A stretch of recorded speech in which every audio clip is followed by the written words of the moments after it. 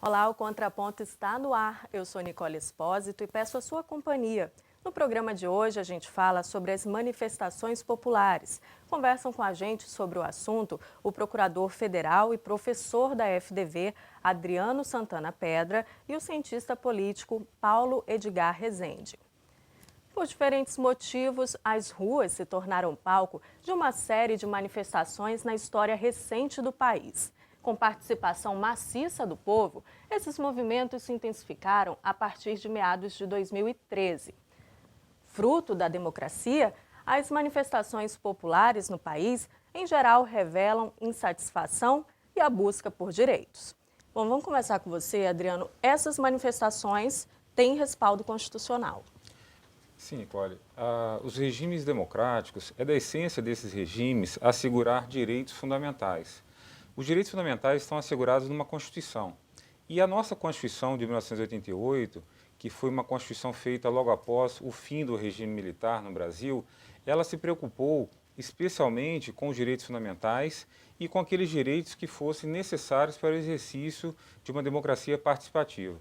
Dentre esses direitos estão a liberdade de expressão do pensamento e o direito de reunião, que a gente costuma chamar de direito de manifestação. Então, a Constituição ela assegura a livre manifestação do pensamento, sendo vedado o anonimato. E ela também assegura que as pessoas possam pacificamente se reunir em locais abertos, independentemente de autorização das autoridades públicas para a realização dessa reunião. É a Constituição assegurando a pluralidade de ideias, assegurando que haja a máxima expressão popular para manifestar, inclusive, insatisfações com o próprio governo, insatisfações com quem quer que seja, manifestações a favor e manifestações contra o que quer que seja, sempre com responsabilidade. Certo. Agora, Paulo, a gente pode dizer que essas manifestações sugerem uma maior participação popular na vida política do país? Sem dúvida. As manifestações elas implicam um envolvimento indireto na vida política, né? Indireto porque o manifestante e o ato de participar de uma manifestação não implica necessariamente uma influência, né, nas tomadas de decisões dos políticos, né? As manifestações elas não necessariamente implicam ou não necessariamente vinculam numa decisão política, né? Então, por isso que a participação é uma participação indireta. Você participa influenciando a opinião de políticos, influenciando a opinião da sociedade, né? E principalmente dando visibilidade a uma reivindicação. Certo. É uma participação indireta, mas é um instrumento da democracia direta, Adriano? Sim, a gente precisa deixar muito claro que democracia não se resume ao voto, né? Muitas das vezes as pessoas imaginam que por terem feito o seu papel de eleitor, aliás, no Brasil o voto é obrigatório, elas exauriram a sua participação nas decisões políticas. Mas a democracia não se resume ao voto, né? Então, o cidadão, o eleitor, ele tem o direito de participar das decisões do Estado, das decisões da polis, ou seja, as decisões políticas. E ele pode participar da formação dessas decisões de várias maneiras, inclusive através de alguns instrumentos que nós temos na Constituição, como plebiscitos e referendos. Mas também uma das maneiras de você participar e influenciar na tomada de decisão são através dessas manifestações, em que nós transmitimos para os nossos representantes quais são as nossas demandas, quais são os nossos anseios. Então, o direito de manifestação, a liberdade de reunião, a liberdade de expressão do pensamento, são dimensões de direitos políticos, direitos que nós temos de participar da formação das decisões que serão tomadas pelo nosso Estado, pelo Estado brasileiro. Certo. Tendo a democracia representativa, né, isso quer dizer o quê? Que às vezes as pessoas estão se sentindo insatisfeitas com quem está representando elas, Paulo? A insatisfação pode ser diversa, né? Pode ser em relação aos representantes eleitos, né? Pode ser uma insatisfação às decisões que eles estão tomando, pode ser simplesmente uma reivindicação de um direito novo a ser conquistado, né? Pode ser, bom, muito diverso, né? Motivos, São muitas né? possibilidades de expressão de uma indignação, de expressão de uma reivindicação, de uma necessidade que a população sente que ela tem, né? E é interessante observar que nas manifestações, né, geralmente você tem uma organização a partir de grupos organizados. Esses grupos organizados, geralmente, eles têm uma pauta definida, né, que buscam angariar apoio sobre essa pauta, né, antes das manifestações. Essa pauta é importante, então, até para que se consiga um sucesso daquilo que se está reivindicando. Sim, com certeza. Geralmente, os atos, as manifestações são convocadas a partir dos organizadores, né? Esses organizadores têm um propósito, eles têm uma pauta. O que é que eles estão reivindicando? Por que é que eles estão convocando aquela manifestação? Perfeito. Agora, falando sobre essa questão da convocação, né? A gente percebe que hoje a gente tem manifestações, tivemos recentemente, dia 13 de março de 2016, foi um dia emblemático porque, segundo os levantamentos feitos, foram manifestações distribuídas pelo Brasil inteiro, né, com um objetivo comum, né, a questão da moralização da política, do combate à corrupção, e que teve um público muito expressivo. Eu queria saber dos dois, a que vocês atribuem essa mobilização tão grande? Começando pelo senhor Adriano. Bom, a gente começou a perceber um tipo diferente de manifestação a partir da Copa das Confederações em 2013. Né? Ali nós tivemos, de fato, um tipo novo de manifestação, onde você não conseguia identificar muito bem as lideranças daquele movimento e eram manifestações sem uma pauta muito bem definida, né? Os pleitos eram difusos, até mesmo a gente não sabia sequer onde seria o local da manifestação, porque as pessoas saíam pelas ruas e iam andando em uma ou outra direção, sem termos um pré-estabelecimento de onde aconteceriam essas manifestações. De lá para cá, de 2013 agora para março de 2016, nós percebemos que houve uma espécie de filtragem com relação aos pleitos. O que a gente tinha uma ampla insatisfação, né, pessoas com pautas bastante diferentes, desde movimento do passe livre, combate à corrupção e até mesmo questões como falando-se em intervenção militar. Hoje nós temos uma espécie de filtragem, né, uma filtragem em que nós temos, poderíamos dizer que o eixo, né, das reivindicações seria um basta na corrupção. Né? E é uma manifestação, então, que não escolhe matriz política. É uma manifestação que é contra qualquer tipo de corrupto, seja do partido A, seja do partido B. Então, na verdade, o que a gente tem hoje é uma pauta mais definida daquilo que o povo não quer. O povo não quer a corrupção espalhada do jeito que está. A questão é, o que nós precisamos fazer? Quer dizer, qual é o nosso ponto comum? Né? O que nós desejamos? Então, a diferença dessas manifestações em relação, por exemplo, à campanha das Direta Já ou do Fora Collor, é que naquela época nós tínhamos uma proposta e tínhamos representantes políticos que nós nos identificávamos com essa proposta. Hoje não. Hoje nós estamos vendo que até mesmo a oposição ela tem sido rejeitada dessas manifestações. Alguns políticos da oposição sequer comparecem à manifestação porque a multidão repudia qualquer tentativa de apropriar-se dessa manifestação, que é uma manifestação legítima e popular.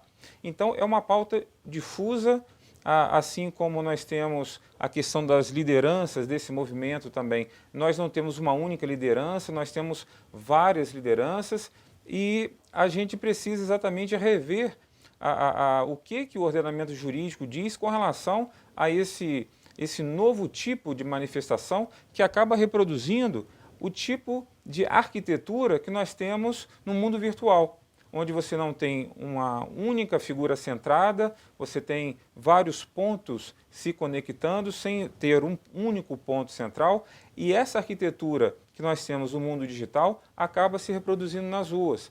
Nós não temos uma unidade de organização, né? E esse é um fenômeno que nós precisamos compreender e que nós precisamos, então, interpretar como que os direitos fundamentais relacionados às manifestações devem ser aplicados nesse tipo de manifestação que a gente está vivendo hoje. Na sua visão, Paulo? Olha, eu acho importante distinguir o posicionamento das lideranças, né, dos movimentos que convocam os atos para os manifestantes, né? Então, eu concordo perfeitamente com o professor Adriano de que a maior parte desses manifestantes, eles parecem ter um posicionamento anticorrupção, independente do posicionamento político, ideológico, partidário, né? Mas isso não me parece tão claro entre os movimentos que convocam os atos, né? O Revoltados Online, Movimento Brasil Livre, o Vem Pra Rua, são movimentos que têm um discurso claramente conservador. Tem um cunho político, você Sim, acredita? sim, tem um cunho político, tem um discurso claramente conservador. A atuação deles no Facebook, por exemplo, é uma atuação principalmente contra o PT, contra as esquerdas, né? Vários dos discursos que eles emitem nos carros de som também refletem esse posicionamento, né?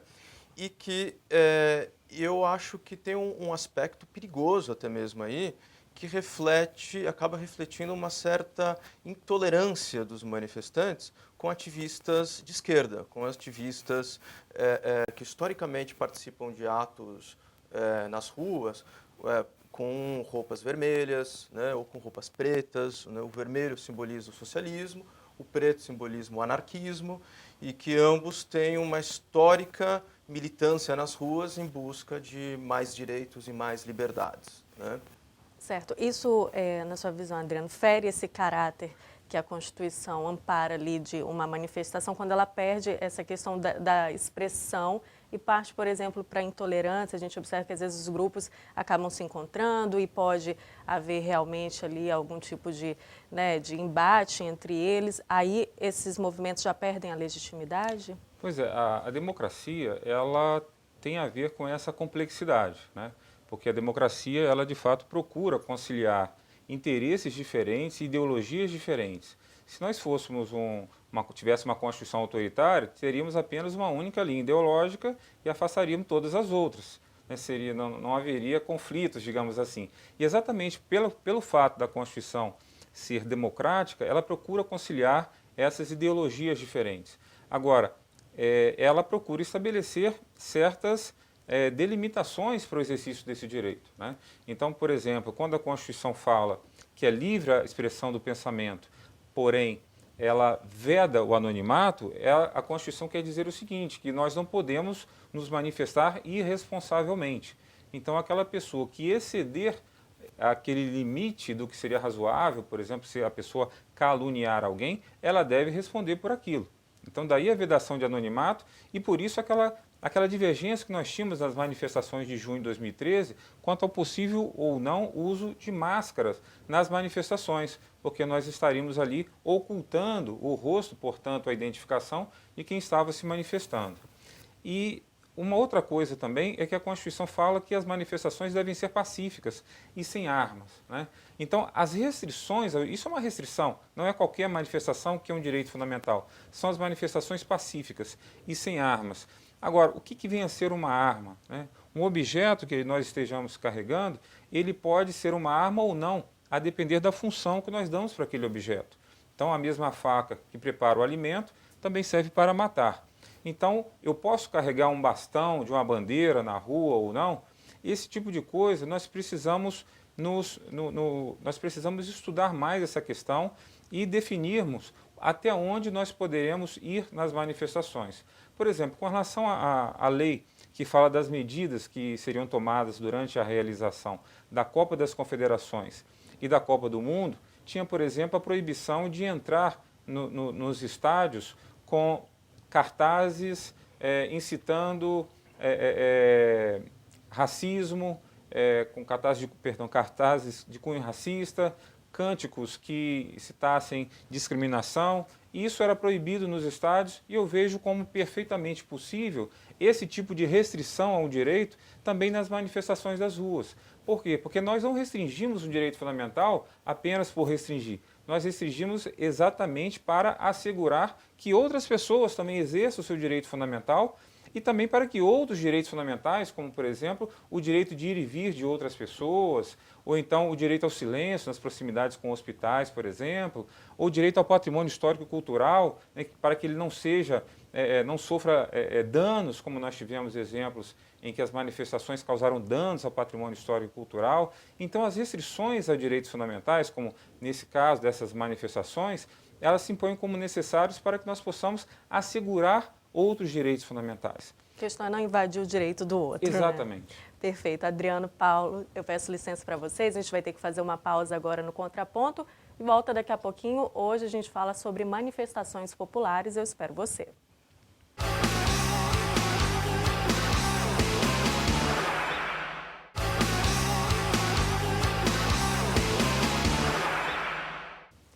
Olá, estamos de volta com o Contraponto. No programa de hoje a gente fala sobre manifestações populares. Os nossos convidados são o procurador federal e professor da FDV, Adriano Santana Pedra, e o cientista político Paulo Edgar Rezende. Bom, a gente falou um pouquinho no primeiro bloco sobre a questão do poder da internet, das redes sociais. Eu queria, para a gente aprofundar um pouquinho mais essa temática, se vocês avaliam que esse fator potencializa ou não essas manifestações também, né? Porque hoje em dia a gente observa, a pessoa botou lá na rede social, daqui a pouco não sei quantos compartilharam, não sei quantos visualizaram também. Você acha, Paulo, que isso também é um fator importante para essa mobilização? Com certeza. As redes sociais faz com que informações e convocações para atos se alcancem um número inimaginável de pessoas, né? É um que compartilha para outros 100, que compartilha para outros 200 e por aí vai. E você tem um alcance rápido, né, e eficiente de informações as mais diversas. E é interessante observar que essas informações não necessariamente são informações de qualidade, né? Muitas vezes são simplesmente incitações, são provocações, né, mais emotivas do que racionais, né? Com qualidade de informações, muitas vezes duvidosas, né? Às vezes distorcendo fatos, às vezes incitando as pessoas a reagirem emocionalmente contra isso ou contra aquilo, né? E isso tem um efeito poderoso em mobilizar as pessoas para ir nas ruas, né? Então, no caso dessas manifestações, tanto de junho de 2013, como de agora, né, em 2015, contra Dilma, e 2016, a gente tem verificado bastante isso. Muitas informações que buscam mais provocar um sentimento de indignação do que uma reflexão, uma capacidade crítica das pessoas, né? É uma nova forma de ativismo também, a gente pode dizer, Adriano? Sim, e é um novo paradigma, né, comunicacional. Então, nós temos uma nova maneira de se comunicar, uma maneira de se comunicar que é mais democrática, né, que não necessariamente passa pelos grandes canais, né, de comunicação e que então não está nas mãos de ninguém. Nós não temos os donos dos canais de comunicação.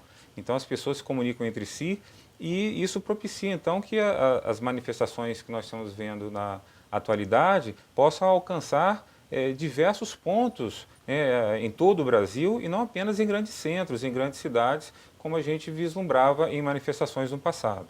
Certo. Pela história das manifestações que a gente tem no país, não só essas recentes, 2013 para cá, mas tratando também do impeachment do então presidente Collor, das diretas já, a marcha pela família, a gente observa que esses movimentos tiveram realmente um efeito prático? Toda manifestação eu acho que tem algum efeito, né? Nem que seja subjetivo, um efeito na forma das pessoas verem uma realidade ou entenderem um problema, né? No caso da manifestação de 64, né, a Marcha da Família por Deus, com Deus pela Liberdade, me parece que a articulação para o golpe já estava feita, né? O golpe muito possivelmente ocorreria com ou sem a marcha que houve alguns dias antes de 31 de março. A marcha foi mais para dar uma legitimidade, assim como se a população estivesse apoiando. Me parece que sim. A marcha era o que os militares precisavam para agir, por exemplo, assim, né? Uma justificativa ou um ar de legitimidade, Então pode ser perigoso também, né? Pode ser perigoso, com certeza. E a gente pode fazer, inclusive, um paralelo com atualmente, né?